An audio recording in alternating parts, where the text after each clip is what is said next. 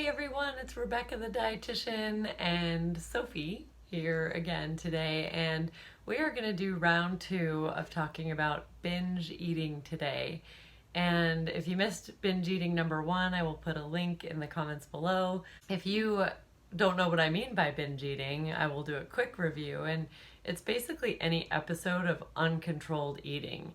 Any episode of eating a large quantity of food all at once and where you feel like you're not in control.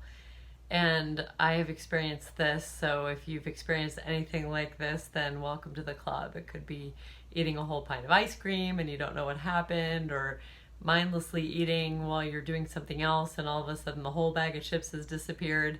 Those could be binging, but also they're often accompanied by feelings of guilt afterwards. So all in all, it's not a great feeling. It's not great to be a binge eater because during it we're kind of harming our body. We're not nourishing our body with healthiest foods usually while we're binge eating, and then afterwards we feel guilty, we feel ashamed, we feel bad about ourselves. So today we're going to talk about the second video, why we might binge eat and what we might do about it. And what I wanted to talk about today is values, your core values versus your beliefs. So if food is satisfying for you, one of your basic human needs or your core values, let's just say, the hierarchy of needs, on the very bottom, food is there. Food and water and shelter and just basically safety and survival. And food's there. And then we go into belongingness and love.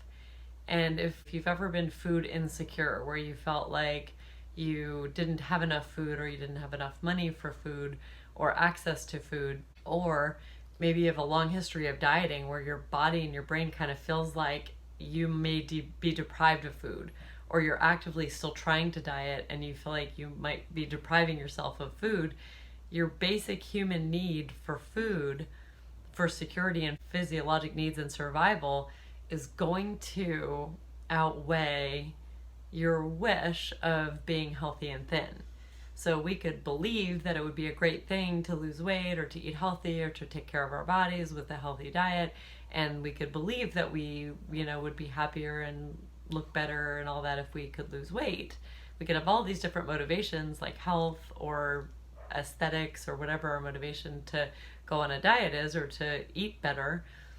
But if our basic need, physiologic need for having food for security and survival isn't being met because of chronic dieting or because you just have an emotionally traumatic history of not having enough food, you will never be able to willpower yourself into eating right. You will always sabotage by binge eating until you can handle some of those emotions surrounding the need for food for security. And then we go to, if we felt food secure our whole lives, if we believe that food is love, if we were brought up, with a mom who every time she wanted to show us love gave us food, or food for comfort, emotional comfort, that every time we were sad we would get fed something. If we attach food to emotional security or love or comfort, that is going to beat out any wish to look good or even a wish to not have a heart attack. So I hope that makes sense. Basically, in the hierarchy of needs, we have these basic needs, which are survival. And then we have these psychological needs, which are to be loved and feel belonging and comforted. And then at the very, very top is like self-actualization and self-fulfillment. And self-fulfillment would be like living our best life. But if our basic needs below that for love and security are not being met, we're never going to succeed at reaching our goal or our peak state of continually nourishing our body with healthy foods, because we're going to go to that every time we need comfort or we need to feel secure. Now, what do we do about this? We need to do mindset shift work. So we need to dig in and figure out what is going on. What are we using food for? And we need to figure out whether it's a truth or not. If we're using food as love to feel loved, and we can dig into really our emotional response to that food somehow just recognizing what's going on and seeing that happen is a freedom. All of a sudden, when you see that happening, you could recognize it happening and you might be able to actually stop it. You might be able to say, you know what, right now I just need to feel comforted, I need to feel secure, I need to feel loved. How else can I do that? I can accomplish that in these other ways, and maybe list out your best ways to feel loved other than eating. If you're not having any luck with the mindset work yourself and the journaling and the meditations, then you might need to seek support. Be it that from me, you can let me know and we can do a session and see if it might be a fit for us to work together to figure this out.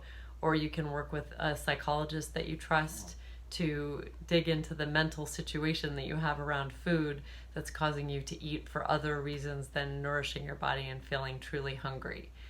So that's number 2 situation with binge eating, is that we have to have our core needs met in healthy ways. And we have to recognize that if we're using food for those things, how we're doing that, what we're using it for, and what else could we do that would be more beneficial and healthy instead. So if you enjoyed this, if you know someone else that struggles with binge eating, please share it with them. I feel your pain. It's just no way to live. There is a better way. You can get past this if you just put a little effort into it. And it's so freeing when you're on the other side of it.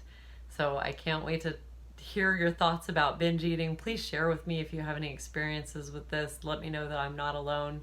And I love you. I will talk to you next time. We'll do another binge eating episode.